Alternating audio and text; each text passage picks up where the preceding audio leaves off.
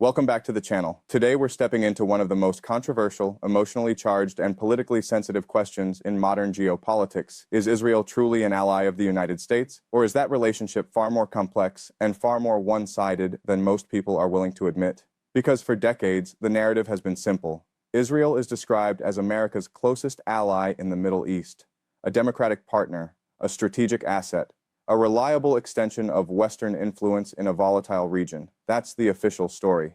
But when you start digging deeper, when you strip away the slogans, the political talking points, and the surface-level framing, a very different picture begins to emerge. A picture where the word ally doesn't quite fit as cleanly as we've been told. Let's start with the core idea of what an ally actually is. In international relations, an ally is supposed to be a partner that shares mutual interests, mutual risks, and mutual benefits. It's not supposed to be a one-way relationship. It's supposed to be balanced. Now ask yourself this. Does the relationship between the United States and Israel actually look balanced? Because when you examine it closely, one side consistently provides more financial aid, more military support, more diplomatic cover, while the other side operates with a level of independence that often disregards U.S. preferences entirely. Every year, billions of dollars in U.S. aid flow into Israel. Advanced weapon systems, intelligence cooperation, missile defense funding, all backed by American taxpayers.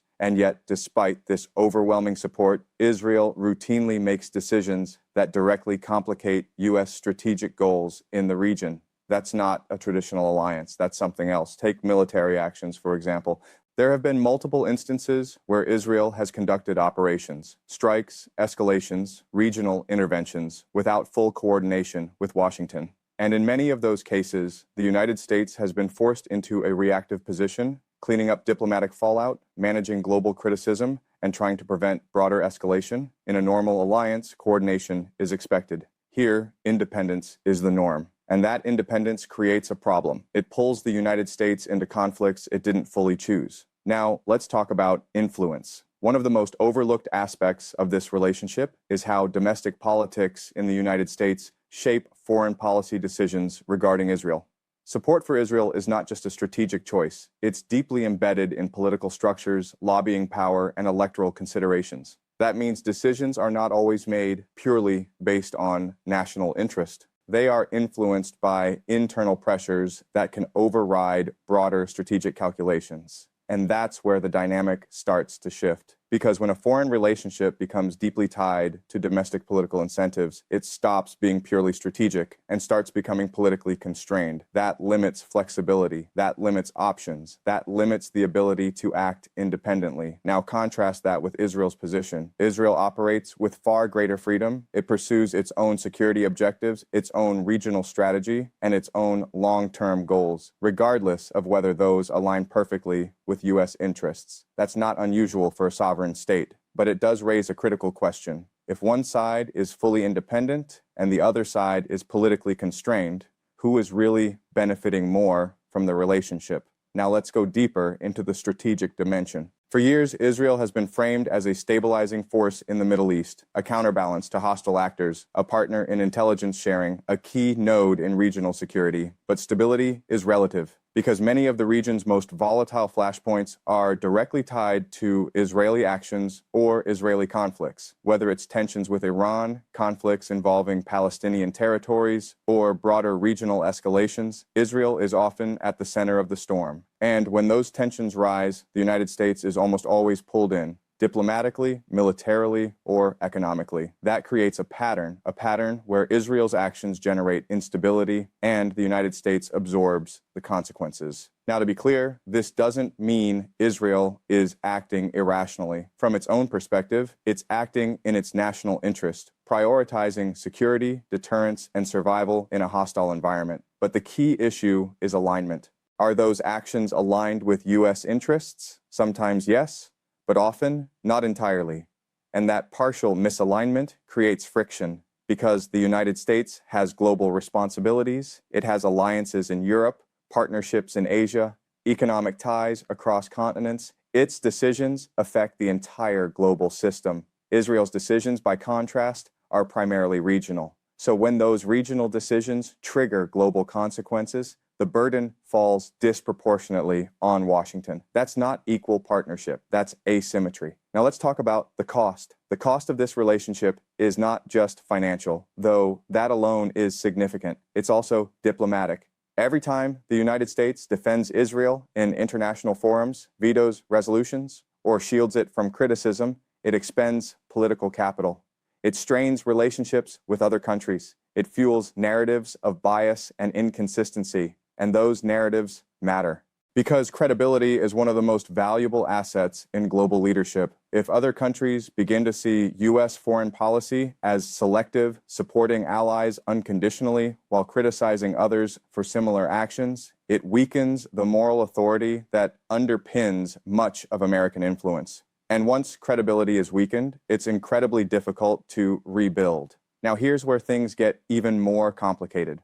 The relationship between the United States and Israel is not just strategic. It's emotional, historical, and ideological. There are deep cultural ties, shared values, and historical connections that go beyond pure geopolitics. And those factors make the relationship more resilient, but also more difficult to reassess objectively, because challenging the narrative feels like challenging something deeper. But in geopolitics, emotions don't change outcomes. Interests do. And if the interests are not perfectly aligned, the relationship becomes more complex than the label ally suggests.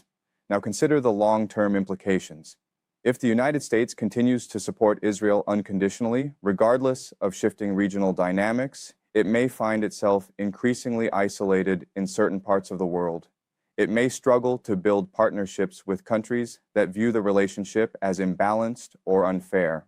At the same time, Israel will continue to pursue its own strategy, adapting to regional threats, forming new alliances, and securing its position in ways that don't always depend on U.S. approval. That's the reality of modern geopolitics. Partnerships are not static.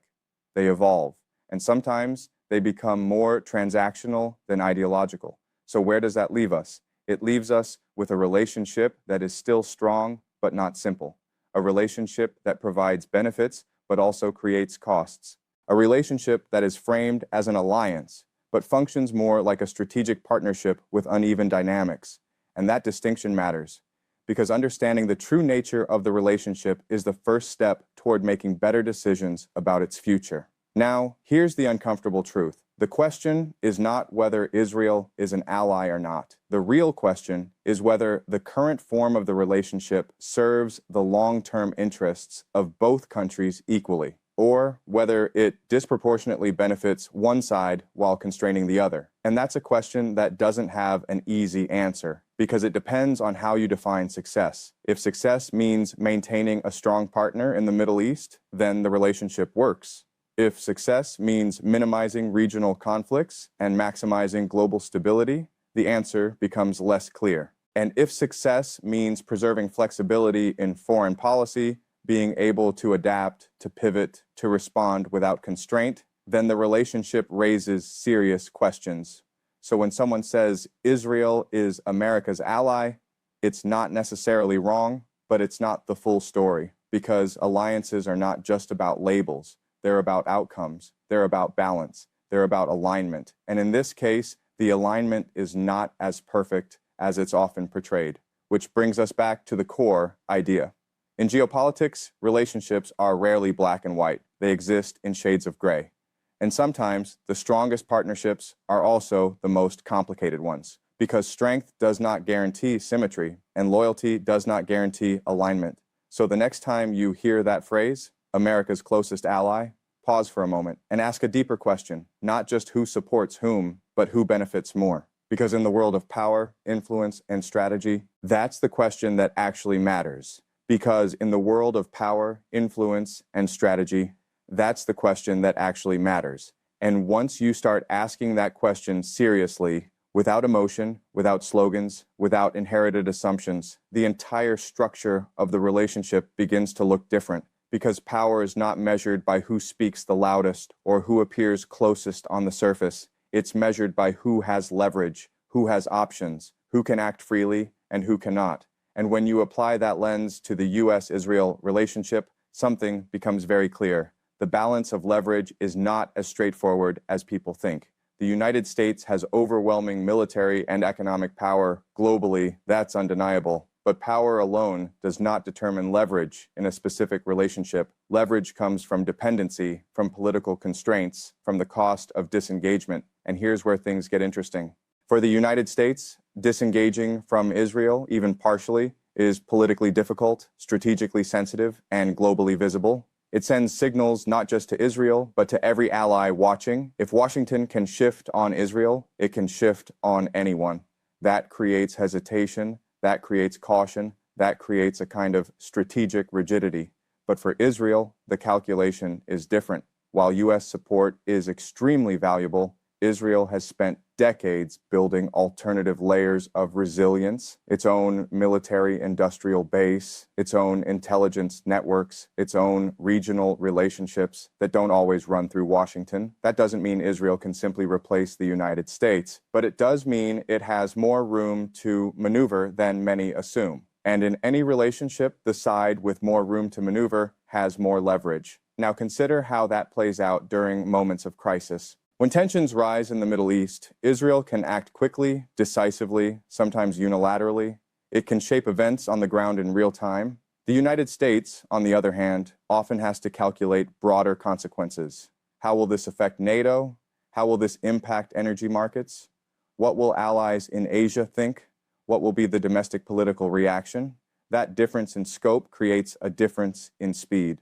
And in geopolitics, speed is power. Because the side that acts first often defines the situation that everyone else has to respond to. So Israel moves, and the United States reacts, not always, but often enough to establish a pattern. And patterns, over time, define relationships more than individual events. Now let's look at another layer, strategic priorities. For Israel, the primary objective is clear: national security in an immediate, high-risk environment. Every decision is filtered through that lens. Every threat is close, direct, and urgent.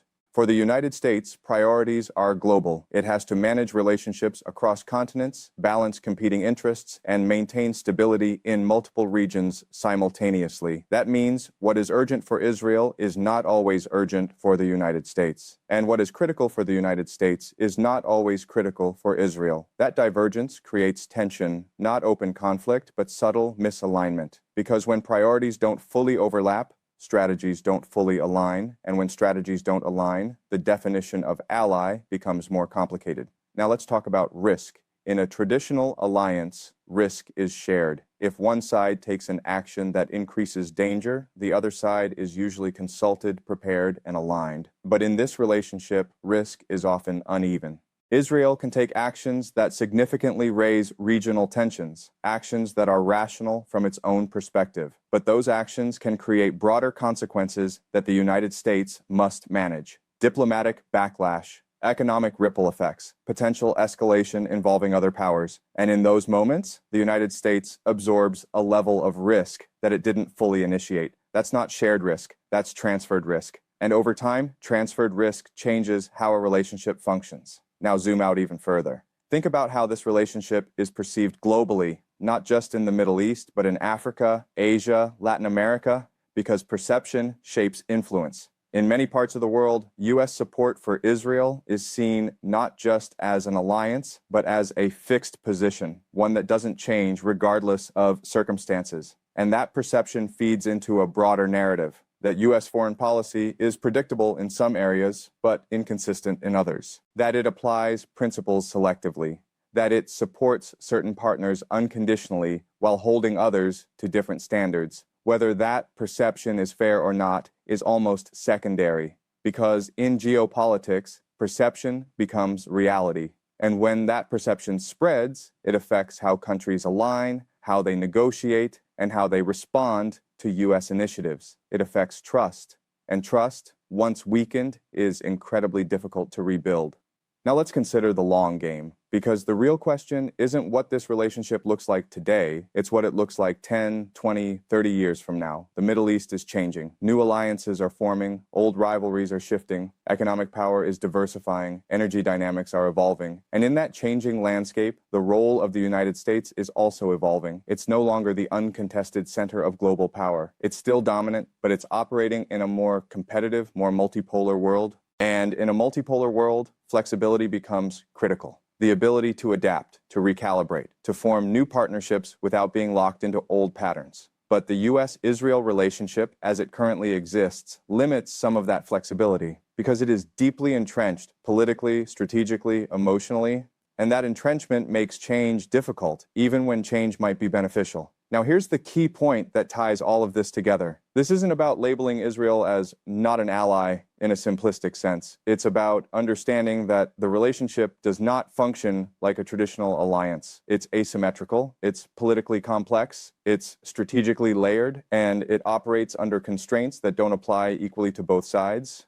That doesn't make it inherently good or bad. It makes it complicated. And complexity requires clarity, because without clarity, decisions are made based on assumptions rather than realities. And in geopolitics, assumptions are dangerous. Now imagine a future scenario. A major regional escalation occurs, larger than anything we've seen recently. Multiple actors are involved. Global markets react instantly. Pressure builds on Washington to respond. In that moment, every decision will matter. Not just what the United States chooses to do, but why. Is it acting out of strategic calculation or political obligation? Is it pursuing its own interests or maintaining a relationship that it cannot easily redefine? Those questions won't be theoretical. They'll be immediate. And the answers will shape not just the outcome of that crisis, but the future of American influence. Because influence is not just about power, it's about choice.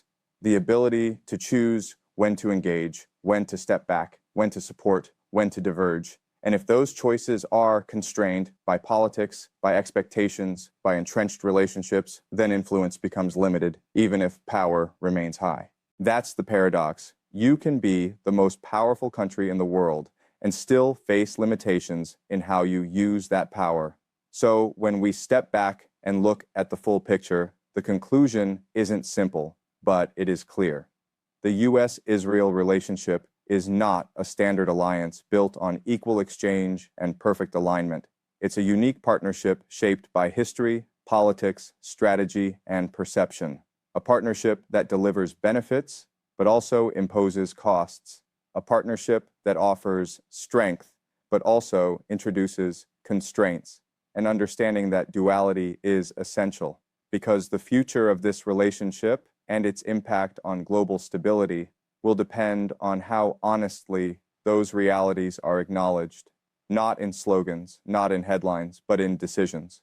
Decisions that will determine whether this partnership evolves with the changing world or remains fixed in a structure that no longer reflects the balance of power, interests, and influence that defines modern geopolitics. And that is where the real tension begins to build, quietly, gradually, almost invisibly, because systems that fail to evolve don't collapse overnight. They drift, they stretch, they become harder to manage, harder to justify, and harder to sustain without increasing costs.